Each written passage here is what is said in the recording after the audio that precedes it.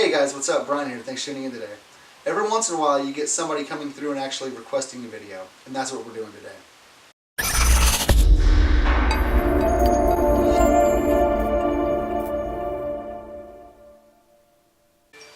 You know, I've had a few people come through and actually request videos, and to me it makes my job so much easier. A lot of times these topics actually come really easy, but man, there's times that I have to sit here for days and actually think of what I'm going to do for the next video. So anytime I have somebody come through and request me to do something, it takes a weight off of my shoulders and it lets me know what you guys are looking for. Now I've had a few other people request me to do videos as well, and guys, I promise I will get to them, but some of them actually require me to do research into things that I don't know myself or require me to buy special parts, and I just haven't got to them yet. Now Alex requested me to do a video over how to change and check the brake pads, so that's what we're actually going to be doing today. Let's get right into it. Today's tools, we will need a Phillips head screwdriver, a 12mm socket, brake caliper press, brake cleaner, brake pads, and pliers. Now the very first thing we're going to do is go ahead and take off the cap to our brake fluid reservoir. Now when we go to depress the caliper for our brakes, it's actually going to shove fluid back up into our reservoir. So you want to go ahead and make sure that that's not topped off, and that when that fluid comes back in, it's not going to create a mess.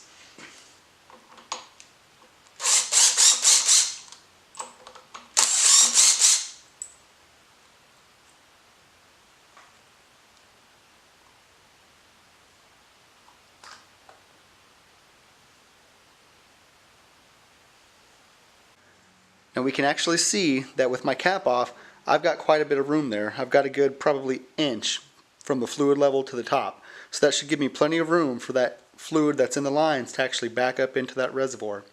Now if you've got it topped off, you might have to actually take a little bit out so that you don't create a mess and have it overflow. Now we're going to come down to the front of the bike. We're going to go ahead and remove the two 12mm bolts that are holding our brake caliper in place.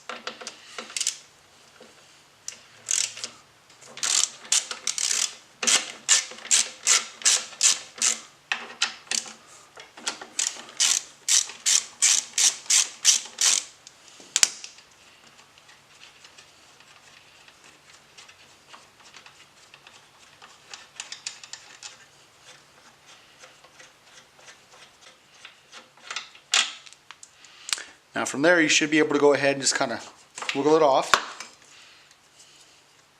Now if you're just wanting to check your pads, you can actually flip them over here and just take a look at them and kind of see if they need to be replaced or not. Now if you're actually wanting to go ahead and replace your pads, then on the top side here you've got a spring, and there's actually a bar that runs through this hole here on the side, through the spring, and then back through this hole. Now it's held in place by two cotter pins on either side of the spring. She'll need to actually get those and have those actually pulled out.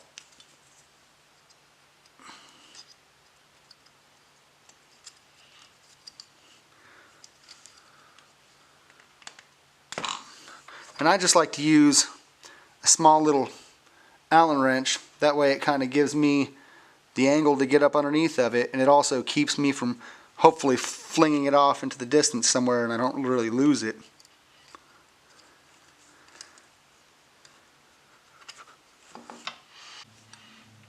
Now once you've got the cotter pins out, you should be able to go ahead and take that bar and slide it right out. Now you might have to depress on the spring just a little bit to kind of take a little bit of the tension off of it. Now once you've got it started, you should be able to go ahead and just grab your pliers from the other side. Just pull it the rest of the way out. Now once you pull that spring off, your pads will actually just fall directly out of the bottom. Now looking at my pads, they're actually not too bad. So I'm going to go ahead and I'm going to pop mine back in, but before doing that, I'm going to go ahead and kind of clean up inside here just a little bit.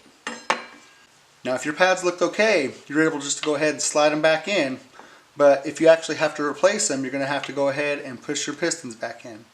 Now they actually make a tool that's a spreader that you can stick in between there and actually go ahead and turn it, and it'll press those pistons back in. Now once you've actually used some brake cleaner and gone ahead and cleaned everything off, you're ready to start putting everything back together. Now you can take your brake pads and you can either slide them in from the top or the bottom, either way, doesn't matter. But you're going to go ahead and slide those in. Once you've actually got your pads slid into place, you're going to go ahead and take that spring, put it on top. Then you're going to go ahead and take that bar, put it back through the pad, through the spring, through the other pad,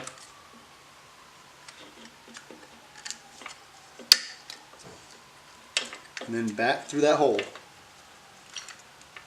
Now when you do that, make sure that you've got that hole for the cotter pin actually pointing up so that you can put those cotter pins back into place. And once you've got that all set, you're ready to go ahead and take your cotter pins and slide them through the top. Now one thing I like to do is make sure that my cotter pins are facing up, because if they roll down, they do run the risk of vibrating out of the bottom, and these are the only things that are holding this spring into place. I've even seen some guys go through with wire, go through that hole and actually take and twist the wire together. That way they make sure that this doesn't go anywhere, because like I said, this cotter pin is really the only thing that's holding that bar into place with that spring.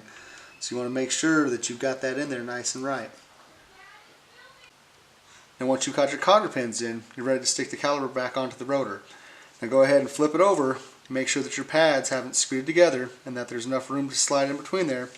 Go ahead and slide that on, and you're ready to stick your two 12mm bolts back in. Now go ahead and check the manual and make sure that you torque those down to spec also.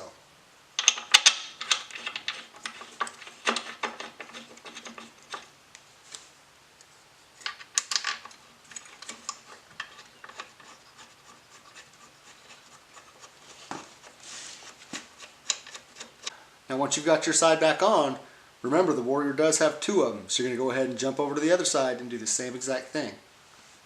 Now once you've done your other side, you're going to go ahead and come back up top, go ahead and pop your lid back on your brake reservoir, go ahead and tighten that down.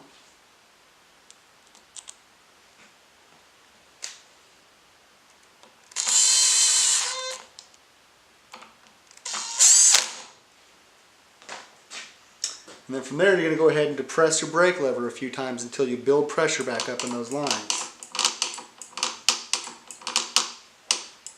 And from there, you should be good to go. And guys, I really hope this video helped you out. And if it did, be sure to like it and share it. Also, hit that subscribe button and that bell to get notified to new videos whenever they come out as well. Other than that, we'll see you next time.